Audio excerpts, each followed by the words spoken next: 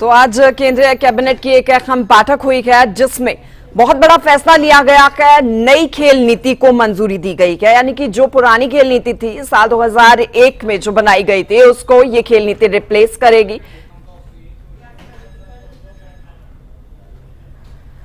इसी पर चर्चा हम करेंगे। हमारे साथ खास मेहमान जुड़ेंगे और कुछ मेहमान हमारे साथ अभी जुड़े हैं। हमारे साथ संतोष कुमार अग्रवाल, द्रोणाचार्य अवॉर्डी, महावीर फोगाट भी जुड़ेंगे। अभी फिलहाल संतोष कुमार अग्रवाल हमारे साथ जुड़े हैं और साथ ही साथ हमारे साथ जुड़े हैं। देखिए, Santosh Kumar Agarwal international kick boxing coach हैं और दिनेश कुमार अर्जुन अवॉर्डी हैं हमारे साथ जुड़े हैं। बहुत स्वागत है आप दोनों का की सूर्य समाचार पर से।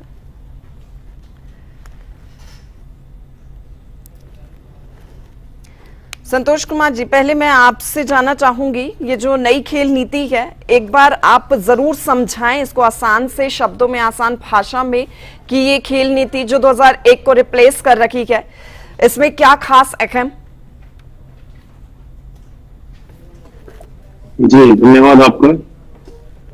सबसे पहले आपने मुझे आमंत्रित किया आज के इस विशेष कार्यक्रम में जो खेलों से जुड़ा हुआ है और पिछले वर्षों से इस तरह की नीति या पॉलिसी में अपग्रेडेशन की संभावना थी जो अभी सामने में आई है, क्योंकि वर्ष 2011 की नेशनल स्पोर्ट्स डेवलपमेंट बोर्ड जो पॉलिसी थी अभी उसी पर काम चल रहा था, लेकिन भारत सरकार ने, खेल मंत्रालय ने माननीय प्रधानमंत्री मोदी जी के नेतृत्व में एक नई पॉलिसी बनाई है जो आज के बदलते परिवेश में, बदलते भारत के हिसाब से ये कहें तो बहुत ही अच्छी रहेगी, हमारा मानना है। और खेलों का और अधिक विकास होगा, जो सुदृढ़ एक ढांचा बनना चाहिए वो बनकर सामने आएगा और इस खेल नीति से खिलाड़ियों को फायदा मिलेगा। इसके जो ऑर्गेनाइजर हैं, इससे जुड़े हुए लोग हैं, उनको काफी फायदा मिलना चाहिए। भारत 2036 ओलंपिक की मेजबानी करने के लिए तैयार है और 2036 की ऑलरेडी भारत सरकार ने पहले ही जो बीड है वो अंतर्राष्ट्रीय ओलंपिक समिति को भेज दी है और हमें पूरा भरोसा है माननीय प्रधानमंत्री मोदी जी के नेतृत्व में ये जो बीड है ये भारत को मिलेगी और वर्ष 2036 की ओलंपिक की मेजबानी हम भारत में कर पाएंगे, ऐसी हमें पूरी उम्मीद है।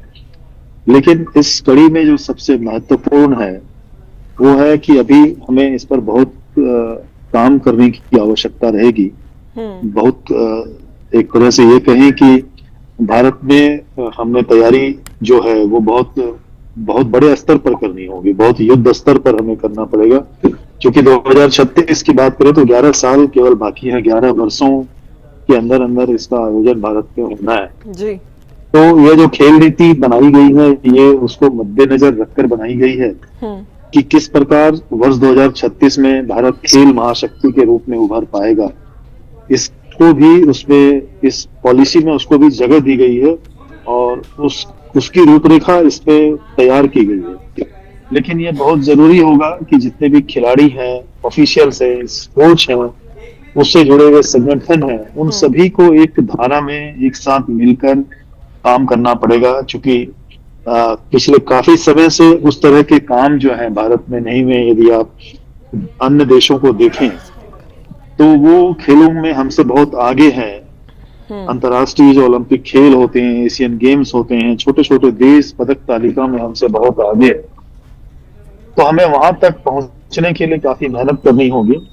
ये केवल कह देने से नहीं होगा कि हम वर्ष 2036 की भारत में मेजबानी कर रहे हैं।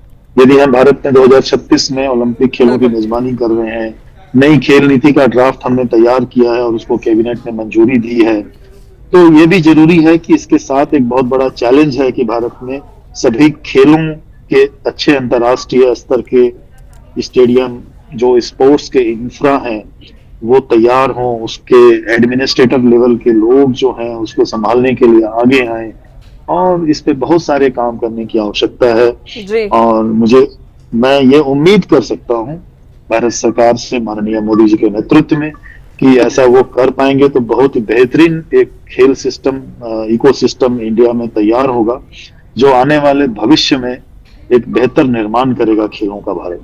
जी ठीक है। दिनेश कुमार अर्जुन अवार्डी भी हमारे साथ जुड़े हैं, बहुत स्वागत है दिनेश जी आपका भी सूर्य समाचार पर। भारत ने विकसित भारत 2047 का एक सपना देखा का दिनेश जी, और क्या ये जो खेल नीति है इस विजन को तैयार करने के लिए असली जो मकसद है हमारा कि भारत विकसित तौर पर दुनिया में उभरे, उसके लिए एक पैकेल, एक बड़ा ऐतिहासिक कदम?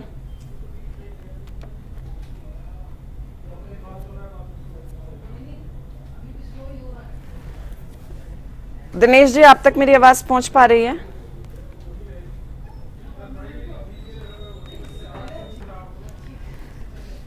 संतोष जी आप कैसे देखते हैं, क्योंकि 2047 तक भारत को विकसित करने का सपना प्रधानमंत्री नरेंद्र मोदी ने देखा है, और उसी दिशा में ये कितना बड़ा कदम? देखिए, जिस प्रकार हम बात कर रहे थे कि वर्ष 2047 का भारत का विकसित भारत का सपना स्वाभाविक है। पिछले यदि मैं बात करूं, मोदी जी के नेतृत्व में देश ने काफी प्रगति की है, और इसमें कोई दो राय नहीं है इसको हमें कहने में कि हमें भविष्य में भी हमें लगता है कि नहीं, ऐसा होगा 2047 में भारत एक नए रूप में, नए आकार में हमारे सामने होगा, जो हम चाह रहे हैं ऐसा हो। लेकिन मैंने जो पीछे कहा कि यह बहुत बड़ा चैलेंज है, चूंकि 2036 में जो ओलंपिक की हम बात कर रहे हैं उसको लेकर एक चैलेंज के रूप में हमें सभी को, जितने भी भारत के निवासी हैं, यहाँ के नागरिक हैं 140 करोड़ से ऊपर, सभी लोगों को एक साथ तय करना पड़ेगा कि किस प्रकार का हम भारत चाहते हैं, किस प्रकार की हम खेल की महाशक्ति बनना चाहते हैं, ये हमें तय करना होगा। एक एक व्यक्ति की इसमें अहम भूमिका होनी चाहिए, तब कर यह संभव हो पाएगा। जी धन्यवाद। अच्छा सर, आपको लगता है कि खेल नीति महिलाएं, आदिवासी, दिव्यांगों को ज्यादा अवसर दे सकती है, पारंपरिक खेलों को संरक्षित कर सकती है? हाँ, ये भारत सरकार का पहले भी रहा है, और पिछले 4-5 सालों में भारत सरकार ने जो भारत के पारंपरिक खेल है उसके लिए एक अलग नीति बनाई थी, और इंडिजिनस गेम के रूप में उन खेलों को, जो खेल आज से पहले नहीं जाने जाते थे, चाहे वो मलखंब है या पंजाब के मार्शल आर्ट हैं, गतका, मणिपुर का मार्शल आर्ट, थांगता, केरल का मार्शल आर्ट, कलारी पैट, ऐसे बहुत सारे हमारे हिंदुस्तान के जो अपने खुद के मार्शल आर्ट हैं, जो अलग अलग राज्यों में पनपे, और एक समय इनकी तरफ किसी ने ध्यान नहीं दिया कि ये भी कभी खेल के रूप में भारत में खेले जाने चाहिए और इनको भी बढ़ावा देना चाहिए। भारत सरकार ने पिछले 5-6 सालों में इन खेलों को काफी बढ़ावा दिया है। उनकी राष्ट्रीय स्तर की फेडरेशन बनी, उनको रिकॉग्नाइज किया गया भारत सरकार खेल मंत्रालय के द्वारा, और इनकी अंतर्राष्ट्रीय संस्था भी बनाई गई, और बाहर के देशों में इन खेलों को भारत से एफिलिएशन दी गई भारत सरकार द्वारा, और इनकी जो इंटरनेशनल फेडरेशन है इनके द्वारा, तो इन खेलों का ग्राफ काफी बढ़ा है। और यह खेल भी, जैसे आप भारत के योगा को ले, तो योगा भी स्पोर्ट्स के रूप में आने वाले समय में एक बेहतरीन वो हासिल करेगा अपना मुकाम। खो खो आगे आ रहा है, यदि पारंपरिक खेल में खो खो की बात करें, योगा, ये सभी खेल आने वाले समय में एक बेहतरीन भूमिका निभाएंगे, और ग्रामीण क्षेत्रों में, खासकर युवाओं में, महिलाओं में ये खेल काफी पॉपुलर होंगे। आत्मरक्षा खेल के रूप में कलारी पैट मार्शल आर्ट है या और भी खेल हैं, वो काफी अच्छी भूमिका में सामने नजर आएंगे, लोगों तक पहुंच पाएंगे, घर एक एक घर तक पहुंच पाएंगे, ऐसी हम आशा करते हैं। अच्छा, क्योंकि आप कोच हैं तो आपको क्या लगता है कि देखिए, क्योंकि फिजिकल एजुकेशन है, स्पोर्ट्स है, हमारे को एक ऑप्शन के तौर पर, एडिशनल सब्जेक्ट के तौर पर जरूर हम पढ़ते हैं, क्या आपको लगता है कि इसको अनिवार्य कंपलसरी कर देना चाहिए? देखिए, मैं एक कोच की भूमिका में, मैंने बचपन से मैं खेल में रहा हूं, और मैंने खेल को काफी नजदीकी से देखा है। मैं खिलाड़ी के तौर पे भी रहा हूं, कोच की भूमिका में मैंने काम किया है, रेफरी की भूमिका में मैंने किक बॉक्सिंग में अंतर्राष्ट्रीय स्तर की भूमिका में काम किया है। वर्तमान में मैं किक बॉक्सिंग खेल में राष्ट्रीय अध्यक्ष के पद पर हूँ, और वर्ष 2021 में भारत सरकार इस खेल को भी मान्यता दी थी एज ए स्पोर्ट्स फेडरेशन के तौर पे हमें। और मैं यदि ये बात कहूं कि हमारी जो खेल नीति के साथ पहले ही भारत सरकार ने जो नई एजुकेशन पॉलिसी बनाई है वर्ष 2021 में, जो नई एजुकेशन पॉलिसी है, इसमें भी उन्होंने खेलों को महत्व दिया है। और यदि आप पहले के परिप्रेक्ष्य में देखें तो खेलों को स्कूल में, कॉलेज में या यूनिवर्सिटी लेवल पर उतना महत्व नहीं दिया जा रहा था। बिल्कुल। लेकिन पिछले 4-5 वर्षों में खेलों के प्रति रुझान बढ़ा है और सभी स्कूल कॉलेजेस में यदि बात करें तो खेलों की अलग से एक पीरियड या खेलों को लेकर एक क्लास शुरू हो गई है। यदि मैं अपने खेल की बात करूं तो आज वो खेल किक बॉक्सिंग पहचाने जाना लगा है। पहले उसको खेलने के जाने के लिए खिलाड़ियों को छुट्टियां नहीं मिलती थी स्कूल कॉलेज से कि आप किसी नेशनल में जा रहे हैं या स्टेट में जा रहे हैं। तो लेकिन आजकल जो स्कूल मैनेजमेंट है या एजुकेशन से जुड़े हुए जितने भी इंस्टीट्यूट हैं वो सभी उसको लेकर भी छुट्टियां दे रहे हैं, खिलाड़ियों को हौसला अफजाई कर रहे हैं, उनको सम्मानित कर रहे हैं मेडल लाने। तो ये एक अच्छी बात है, ये एक अच्छी पहल है और इसको एक अच्छी पहल के रूप में देखा जाना चाहिए। और हमें पूरा विश्वास है कि एजुकेशन के साथ साथ खेल का जो एक इकोसिस्टम भारत सरकार लेके आ रही है, ये आने वाले समय में महत्वपूर्ण एक मील का पत्थर साबित होगा और युवाओं को, बच्चों को इससे एक नई दिशा मिलेगी। जी ठीक है। विकास सांगवान ध्यानचंद अवार्डी है, हमारे साथ जुड़ चुके हैं। सर बहुत स्वागत है आपका भी सूर्य समाचार पर। नमस्कार जी। आपको लगता है कि खिलाड़ियों को आज सरकार से, देखिए क्योंकि काफी उम्मीदें रहती भी हैं और सरकार की ओर से लगातार नई योजनाएं लागू की जाती है, लेकिन हरियाणा में जो खेल नीति है, क्योंकि हरियाणा देश में मेडल के लिहाज से सबसे अव्वल रहा है, बाकी के राज्यों को भी इससे समन्वय लेकर ऐसा कि कुछ करना चाहिए। भारत सरकार जो गवर्नमेंट कर रही है, जो जैसे खेलो इंडिया प्लेटफॉर्म दिया है युवा को, सबसे बढ़िया दिया है। और हरियाणा सरकार जो खेल नीति अभी नहीं लिया है, बहुत अच्छी नीति लाई है। जैसे महाकुंभ है और कबड्डी, कई ऐसे टूर्नामेंट करवाए हैं हरियाणा गवर्नमेंट ने भी। और जो नई खेल नीति में बहुत अच्छा सुझाव लिया है ताकि युवा को, ग्रामीण को, युवा बच्चों को बहुत फायदा मिलेगा इससे। विकास जी, ओलंपिक के लिए क्या हम इस खेल नीति के तहत जल्दी तैयार हो सकते हैं, क्योंकि मेन फोकस हमारा वही है अभी? बिल्कुल हो सकते हैं। जैसे खेल नीति अगर प्रॉपर लागू होगी तो हम 2036 में जो भारत में होगा ओलंपिक, उसके लिए हम दावेदार होंगे और बहुत ज्यादा इम्प्रूव होगा बच्चों में। अच्छा, एक बात ये भी है कि इस नई खेल नीति को लागू करने के लिए 24 साल का वक्त लग गया। पिछली जो नीति है वो 2001 की है, अब उसको रिप्लेस करेगी ये नई नीति। आपको क्या लगता है कि क्या पहले की सरकारों ने इस पर ज्यादा ध्यान नहीं दिया? देखो जी, अभी तो पहले भी थी गवर्नमेंट ने, तो पहले भी किया था, मगर जब इस गवर्नमेंट ने, बीजेपी ने जो किया है बहुत ज्यादा किया है खेल के लिए। खेल को बहुत बढ़ावा दिया है, प्रोत्साहन दिया है बच्चों को और टूर्नामेंट हुए हैं, काफी राशि भी दी है, बहुत मदद की है। और अभी नई खेल पॉलिसी में तो बहुत कुछ चेंज हो जाएगा अगर ये गवर्नमेंट के अंडर रहेगा सिस्टम, तो बहुत अच्छा रहेगा। अच्छा, आपको लगता है कि जो एक इंफ्रास्ट्रक्चर खिलाड़ियों को दिया जाना चाहिए इस नई खेल नीति के तहत उनको मिल पाएगा? हाँ, मिल पाएगा जी, अगर गवर्नमेंट के अंडर रहेगा तो। अगर फेडरेशन के अंडर रहेगा तो मुश्किल है, फेडरेशन तो अलग चीज हो जाएगी। जो अपनी गवर्नमेंट कर रही है अभी, हरियाणा गवर्नमेंट है, जैसे सेंट्रल गवर्नमेंट है, अगर गवर्नमेंट ऐसे ही काम करेगी तो बहुत ही अच्छा रिजल्ट मिलेगा 2036 में अपने। अच्छा, क्या हर साल खेल नीति को लेकर भी समीक्षा होनी चाहिए आपको लगता है? क्योंकि समीक्षा जब होती है तो उसमें हमें उसके जो पॉजिटिव पॉइंट्स हैं कि किसी भी चीज के, कोई भी नई पॉलिसी जब आती है या कुछ भी हो, उसकी समीक्षा होती है तो हमें पता लगता है कि हाँ उसकी ये अच्छाई क्या है या इसके ये नेगेटिव पॉइंट्स है और उस पर काम भी हो जाता है लगातार। हाँ, होना चाहिए जी, बिल्कुल होना चाहिए। हर साल एक बार खेल मंत्री जी है, जो भी है, अपने स्पोर्ट्स अधिकारी है, डायरेक्टर साहब हैं, जो भी है, वो एक बार साल में मीटिंग करके इस पर गौर किया जाए, क्योंकि बहुत अच्छा कार्य कर रही है गवर्नमेंट।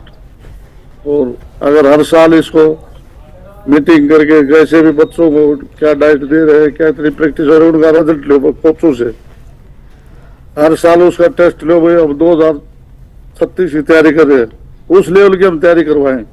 गवर्नमेंट डाइट दे रही है, सारी सुविधा दे रही है, तो उसका तो बेनिफिट तो मिलेगा जी, इसमें तो कोई दौर नहीं। बिल्कुल। अच्छा। और हर साल अगर ये करेगी गवर्नमेंट गौर करेगी तो इस पर बहुत अच्छा रिजल्ट मिलेगा 2036 तक। अच्छा, खेलो इंडिया, बिल्कुल। टैलेंट की तो कमी है ही नहीं अपने हरियाणा में, तो खासकर बहुत टैलेंट है हर गेम में जी।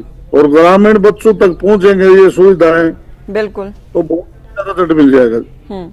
अच्छा, खेलो इंडिया के अलावा कोई ऐसी भी स्पर्धा अलग और भी ज्यादा होनी चाहिए, कोई और स्पर्धा जो गली गली गांव गांव से जो प्रतिभा है उभर सके? ग्रामीण लेवल, ब्लॉक लेवल पर भी होना चाहिए जी टूर्नामेंट। हर गेम का टूर्नामेंट, जैसे कबड्डी, कुश्ती, बॉक्सिंग, जो भी गेम है ग्रामीण ब्लॉक लेवल पर हो, फिर डिस्ट्रिक्ट लेवल पर हो, एक ऐसा टूर्नामेंट हो हर गेम का, ताकि नेशन का तारा का वो टूर्नामेंट हो, स्टेट हो, जो हरियाणा की करवा लो, तो बहुत उससे बहुत ज्यादा बेनिफिट मिलेगा। ठीक है, हमारे साथ दिनेश कुमार अर्जुन अवार्डी भी जुड़ चुके हैं फोन लाइन पर। दिनेश जी, बहुत स्वागत है आपका सूर्य समाचार पर। नई खेल नीति लागू हुई है और मंजूरी दी गई है आज केंद्रीय कैबिनेट की बैठक में। पहले तो मैं आपका रिएक्शन जानना चाहूंगी इसको लेकर, क्योंकि विकसित भारत का सपना देखा है प्रधानमंत्री ने और उसी के संदर्भ में ये एक बहुत बड़ा ऐतिहासिक कदम माना जा रहा है। देखिए, ये जो पहले हमारी जो खेल नीति थी वो जो पीछे 2001 में बनाई गई थी, उस टाइम तो मैंने सिर्फ बॉक्सिंग स्टार्ट ही की थी।